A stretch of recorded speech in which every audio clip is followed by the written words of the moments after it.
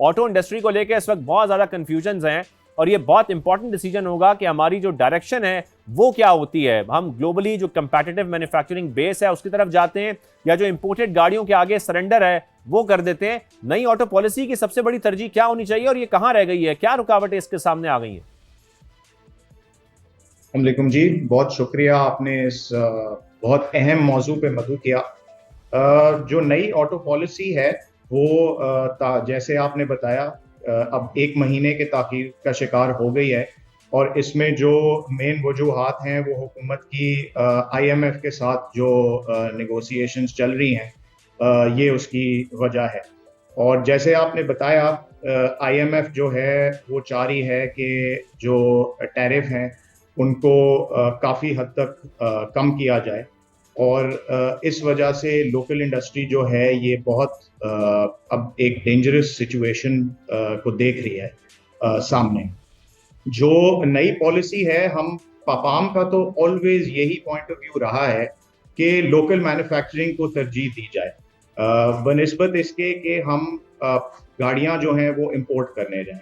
अभी जो finance bill में हुकूमत ने मेजर्स लिए हैं उसमें उन्होंने CBU गाड़ियां जो हैं उनकी ड्यूटी जो है वो 50% से 30% पे वो ले आए हैं, जिसका मतलब ये है कि जी बजाय इसके कि पार्ट अगर इंपोर्ट होते हैं और गाड़ियां बनती हैं तो उसके बजाय कंप्लीटली बिल्ड गाड़ियां जो हैं वो पाकिस्तान में आ रही होंगी, जो कि मकामी इंडस्ट्री के लिए तो बिल्कुल ही ये एक बहुत ही खतरनाक बात है जी। बिल्कुल, और जैसे कि आप CBU का जिक्र अभी कर रहे थे, CBU इंपोर्ट अगर होती रहेंगी तो फिर तो शहरियार साहब ये बड़ा प्रॉब्लम बन जाएगा। हमारा जो फॉरेन एक्सचेंज रिजर्व्स हैं वो भी ज़ाहिर है इससे अंडर प्रेशर आएंगे। नहीं जी, बिल्कुल 100%।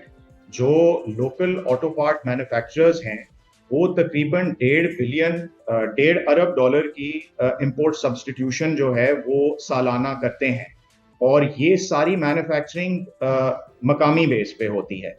तो अगर ये सब बंद हो जाएगी और इसके बजाय CBU व्हीकल्स जो हैं वो आना शुरू हो जाएंगी तो वैसे ही इतना हमारे खजाने पे प्रेशर है तो ये मजीद जो है वो मुल्क कैसे बर्दाश्त करेगा ये। और एक बात मुझे बताइएगा, उसके बाद मैं मशहूर साहब की तरफ भी जाऊंगा कि हमने तकरीबन $6 बिलियन प्लस की इंपोर्ट्स की हैं ऑटो पार्ट्स में। अगर हम गुज़श्ता 5 साल की बात करते हैं, कुछ में आप हमें फिगर्स बता सकते हैं? जी, इसके पिछले आप ऑटो पार्ट्स का पूछ रहे हैं? जी, ऑटो पार्ट्स का। जी, ऑटो पार्ट्स की इंपोर्ट जो है वो तकरीबन पिछले 5 सालों में इतनी होगी, लेकिन जो इंपोर्ट सब्स्टिट्यूशन है सालाना अगर आप देख लें वो काफी हद तक इस फिगर को क्रॉस कर जाती है। तो हमारे फायदे में यही है कि जितनी हम लोकलाइजेशन पे फोकस करें वो मुल्क के फायदे में होगी चीज।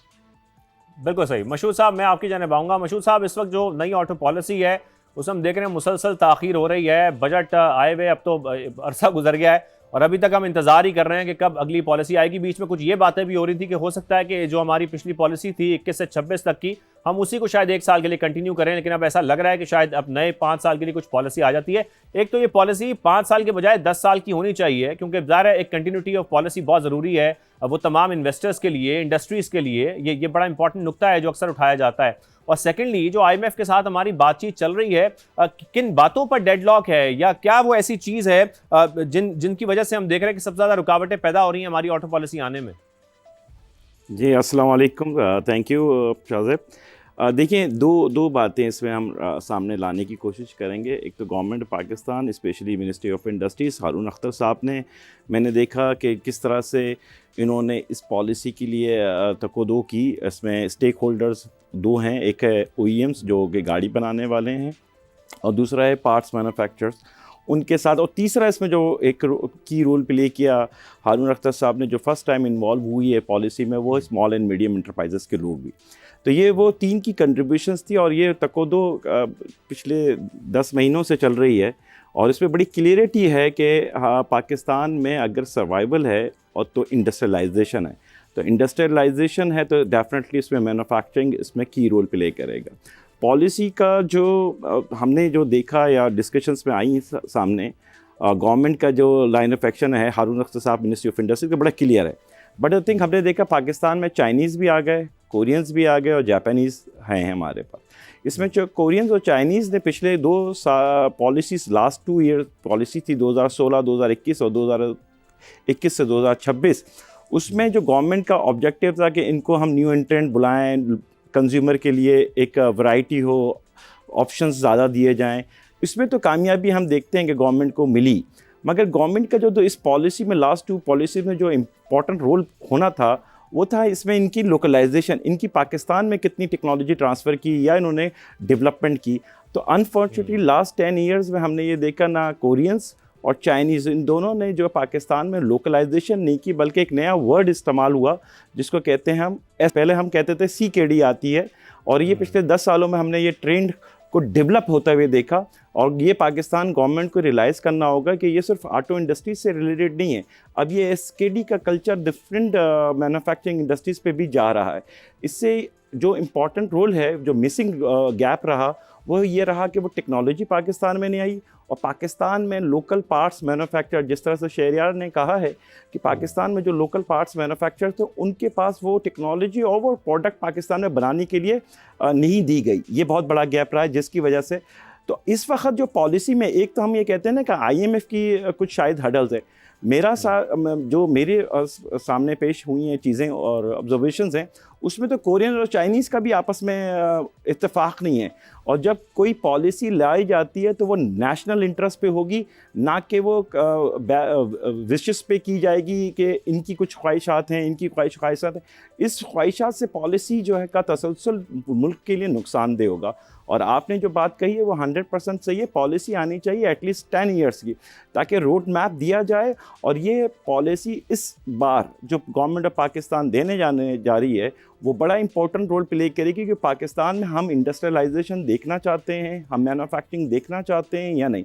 इसकी एक बात और मैं ऐड कर दूं यहाँ पे, एक बात, पाकिस्तान ने अभी 2025-2030 की एक नेशनल टैरिफ पॉलिसी दी है, जिस पे मेरा ये मानना है कि ये नेशनल टैरिफ पॉलिसी में हमने तो रिड्यूस किया है 0, 5, 10 एंड 15% का जो 2030 में, ये बहुत बड़ी हर्डल है। ये हर्डल जब हम बात करते हैं तो लोगों की परसेप्शन शायद सिर्फ ऑटो इंडस्ट्री है, मगर मेरा ये मानना है कि ये पॉलिसी को अगर आप इम्प्लीमेंट करवा रहे हैं तो ये बड़ा ख़तरनाक होगा 4 बड़े सेक्टरों में। एक है हमारा ऑटो इंडस्ट्री, दूसरी है हमारी सिरेमिक इंडस्ट्री, और तीसरी टाइल्स इंडस्ट्री, और चौथी टेक्सटाइल इंडस्ट्री, जो पाकिस्तान की एक्सपोर्ट में कुछ ना कुछ कंट्रीब्यूशन आपको दिखाती है। तो जब ये पॉलिसी, तो नेशनल टैरिफ पॉलिसी को आई थिंक हम तमाम जो भी हमारे इंडस्ट्रियलिस्ट हैं और एसोसिएशंस हैं, ट्रेड बॉडीज़, उनको ये कंबाइंड एफर्ट्स करके इस को रिव्यू करना चाहिए, क्योंकि IMF का ये नहीं है, हम अपनी बनाए हुए हाथ से अपनी जड़ों को काट रहे हैं। बिल्कुल सही। शहरियार साहब, coming back to auto parts industry, जैसा आप जिक्र कर रहे हैं लोकलाइजेशन की, जब हम बात करते हैं जो जापानीज ऑटो पार्ट्स हैं उसकी हम देख रहे हैं कि लोकलाइजेशन हुई, लेकिन ये बात बिल्कुल दुरुस्त है कि जो कोरियन है या फिर हम बात करते हैं चाइनीज़ की, तो अभी तक उसकी किसी किस्म की कोई लोकल मैन्युफैक्चरिंग नहीं हो रही, और ज़ाहिर है फिर उसकी वजह से हमारी इम्पोर्ट्स में मुसलसल इजाफा होता रहेगा। जी बिल्कुल, लेकिन देखें उसकी एक वजह भी है। जब लोकलाइजेशन जो है वो डिपेंड करती है कि हुकूमत की पॉलिसी क्या हो, और जैसे मशहूद साहब ने कहा, मैं यहाँ पे बहुत कमेंट करना चाहूँगा हारून अख्तर साहब और उनकी टीम, सेक्रेटरी साहब सैफ अंजुम साहब, उन्होंने उनका नॉलेज जितना इंडस्ट्री के हवाले से है, मेरा नहीं ख्याल है कि किसी मिनिस्ट्री का इन द पास्ट रहा होगा। और इसमें यही है कि पॉलिसी जो है वो डिपेंड करती है कि आप नीचे क्या करेंगे। अब जब पॉलिसी अलाउ करती है, जो जैसे इन्होंने कहा कि 2015-21 और फिर 21 से 26, ये सारी पॉलिसीज डिजाइन ही इस तरीके से हुई थी कि नए एंट्रेंट्स जो हैं वो आए पाकिस्तान में। वो पॉलिसी का ऑब्जेक्टिव मीट हो गया, लेकिन अब हमने उससे आगे बढ़ के लोकलाइजेशन, जो पार्ट मैन्युफैक्चरर्स, देखें हमारी इंडस्ट्री जो है वो पार्ट मैन्युफैक्चरिंग इंडस्ट्री है, और ये एक मैसिव इंडस्ट्री है जो कि एक्सपर्टीज रखती है, इंजीनियरिंग एक्सपर्टीज रखती है। ये सिर्फ ऑटो पार्ट्स की एक्सपर्टीज नहीं रखती। हमारी मेंबर कंपनीज ने कोविड के दौरान वेंटिलेटर तक जाके डेवलप किया है, जो कि अभी ट्रायल स्टेजेस में चल रहे हैं, और डिफेंस इंडस्ट्री के लिए बहुत सारा काम होता है। तो ये हाईली टेक्निकल इंजीनियरिंग इंडस्ट्री है, it is not just auto parts. तो अब आपके सवाल पे वापस आ जाएं कि हम ये चाहते हैं कि लोकलाइजेशन हो, और लोकलाइजेशन तभी होगी जब policy will give a direction कि जी अब लोकलाइजेशन की तरफ जाना है। जो न्यू एंट्रेंट्स थे, जिसमें कोरियन कंपनीज और चाइनीज कंपनीज शामिल हैं, वो अभी उनको इंसेंटिव्स उस पॉलिसी के तहत मिल रहे थे, जहां उनको पार्ट्स जो है वो एक कम ड्यूटी पे बाहर से वो दरामद कर सकते थे, और इस वजह से उन्होंने लोकलाइज नहीं किया और असेंबली की तरफ गए। लेकिन यहाँ पे हमारी दो इंडस्ट्रीज हैं। अभी हम फिलहाल सिर्फ गाड़ियों की बात करें, लेकिन मेरा ख्याल है हमें जिक्र जो है वो करना चाहिए हमारी जो मोटरसाइकिल की इंडस्ट्री है। ये एक क्लासिक एग्जाम्पल है, और ये एक टेक्स्ट बुक केस स्टडी बन सकती है, बिकॉज उसमें हम 95% लोकलाइजेशन अचीव कर चुके हैं, और पाकिस्तान जो है वो मोटरसाइकिल्स यहाँ से अब एक्सपोर्ट भी कर रहा है, हर साल कर रहा है, और उसका नंबर ग्रेजुअली बढ़ता चला जा रहा है।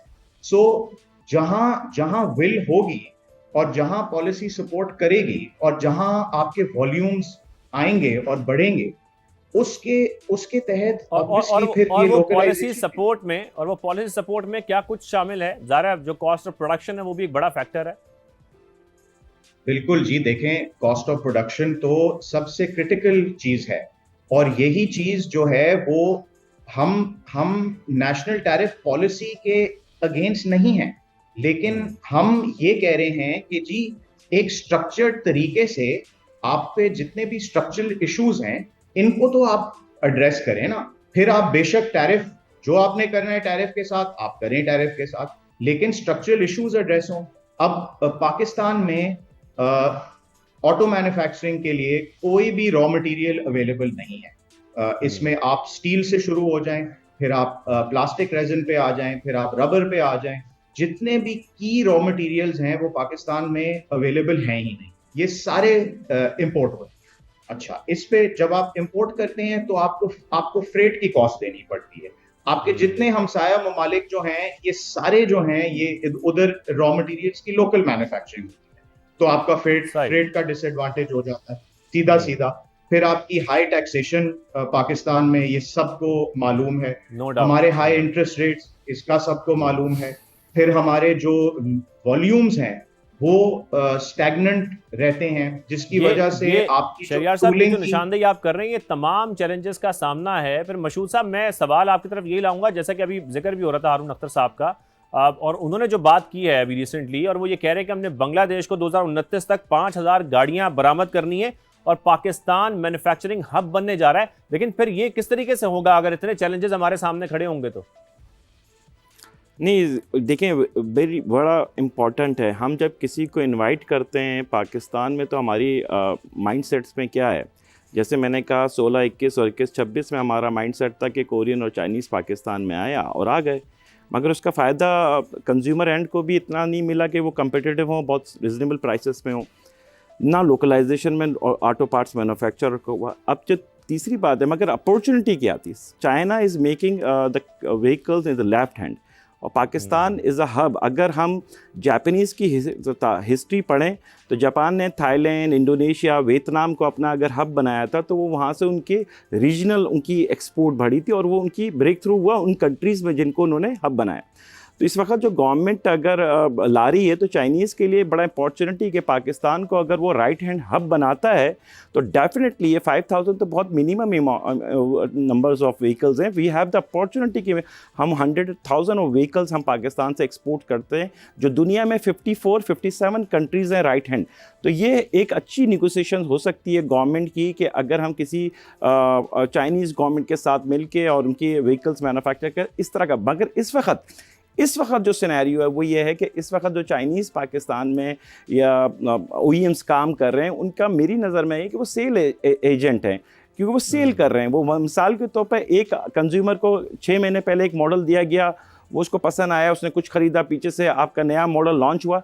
ये भी किसी भी तरीके से एक मैन्युफैक्चरिंग इंडस्ट्री के लिए ये कॉन्सेप्ट मैं नहीं समझ सकता, क्योंकि जो भी मैन्युफैक्चरिंग इंडस्ट्री होती है या OEMs होते हैं वो लॉन्ग टर्म करता है कि मैंने एक मॉडल लॉन्च किया है, इसके इन टर्म्स ऑफ वॉल्यूम के बाद मैं एक नया मॉडल लाऊंगा। ये कभी भी नहीं होता 6 महीने साल भर में हम एक नया मॉडल लाएं। ये वहीं होगा जहां सेल्स कमीशंस मिलते हैं, सेल्स आपको एडवांटेजेस मिलती है। इंडस्ट्री के लिए ये होता है कि आप एक मॉडल डिज़ाइन करें पाकिस्तान के लिए, उसको एटलीस्ट 5 ईयर्स, मिनिमम 5 ईयर्स दें, तो वॉल्यूम भी होगा, लोकलाइजेशन की अपॉर्चुनिटी भी बनेगी। मैं और जिक्र करूं, जो बात हारून अख्तर साहब ने भी की, और वो बैटरीज बनाने के हवाले से है कि आपको लगता है ये बहुत अच्छी ऑप्शन है, या अभी भी हमारे लिए बेहतर ऑप्शन यही है कि हम चाइना से उसको इम्पोर्ट कर लें? जी, बैटरी के सिलसिले में जो अभी नेक्स्ट पॉलिसी आएगी इंशाअल्लाह ताला, उसमें आप देखेंगे गवर्नमेंट उस पॉलिसी में मैन्युफैक्चरिंग्स के लिए बैटरी की इंसेंटिव अनाउंस करने वाली है, जिसका एडवांटेज है। और जो मैं लास्ट गवर्नमेंट के साथ था, मिनिस्टर साहब के साथ चाइना में, तो वी नो कि वहाँ पे 1-2 बड़े बिग प्लेयर्स हैं जो पाकिस्तान में इंटरेस्ट रखते हैं कि हम बैटरी को पाकिस्तान में मैन्युफैक्चरिंग की तरफ लेके जाएं स्टेप बाय स्टेप। तो ये एक बहुत अच्छा ब्रेक थ्रू होगा अगर हम उसमें कुछ इंसेंटिव्स किस तरह से डिज़ाइन करके गवर्नमेंट फॉरेन इन्वेस्टमेंट को देती है, वो बैटरी पाकिस्तान में भी बनाई जाए और पाकिस्तान से अगेन इज़ अ अपॉर्चुनिटी कि वो हम एक्सपोर्ट भी करें।